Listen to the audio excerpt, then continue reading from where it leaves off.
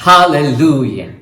We serve a God of miracles, a God of signs and wonders, a God with whom all things are possible, and those who connect to Him are never disappointed.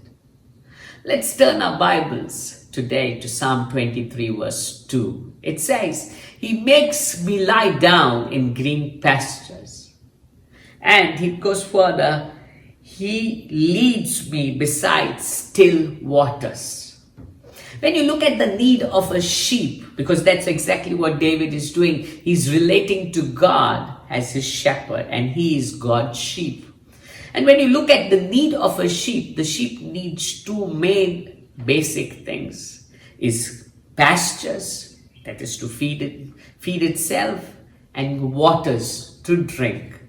Now when he says he makes me lie down in green pastures, that means there's abundance of pastures, and leads me beside still waters. That means I can sufficiently drink. What David is saying is, my satisfaction is when God leads me.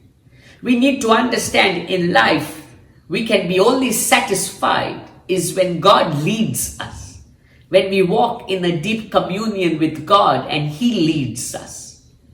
You know, when we turn to things around us, we think money will satisfy us. But how many of us know the more you get, the more you want?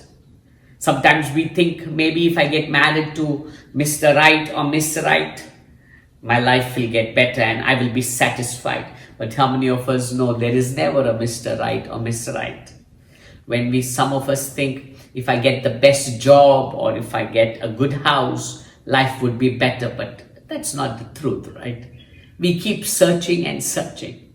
In John chapter 4, Jesus meets that woman at the well and He tells her clearly, the waters that you drink, these waters, you will thirst again. That means when we begin to search after the things of the world, long after the things of the world, we will keep thirsting again and again. It will never satisfy us. But then Jesus goes further and says, but the waters that I give you, the waters that I give you, you will never be thirsty again. That means when you and I drink from Jesus, when you and I connect to Jesus, when you and I begin to walk a deeper walk with Jesus, we will live a satisfied life. In the Old Testament, when Moses was leading the people of Israel out of Egypt, we see when there was no food, the people grumbled and God rained down food. Then there was no water, the people grumbled, and God brought forth water from the rocks. Or every time they went through a need, they kept grumbling and complaining. They were never satisfied. I want to tell you, the world, the things and the desires of the world will never satisfy you. You may have the latest gadget today, tomorrow you will want another one. We will always keep wanting more and more and more. But in God, you will learn to be satisfied with much or with less, because He will be the source of your joy. He will be the source of your life. And David is very clear. He makes me lie down in green pastures. He leads me beside still waters. That means when I am led by God, I will live a satisfied life. I want to ask you today, who leads your life? Are you connected to God? Are you walking led by God?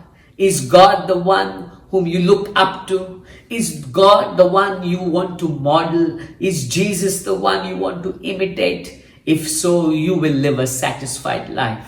Else you will keep seeking and seeking and seeking and always be tired.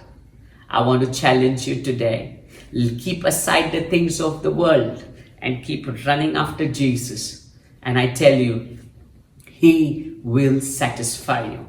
In Matthew 6:33 says, seek first the kingdom. That means first seek God, first seek things of God, and everything else will be added to you.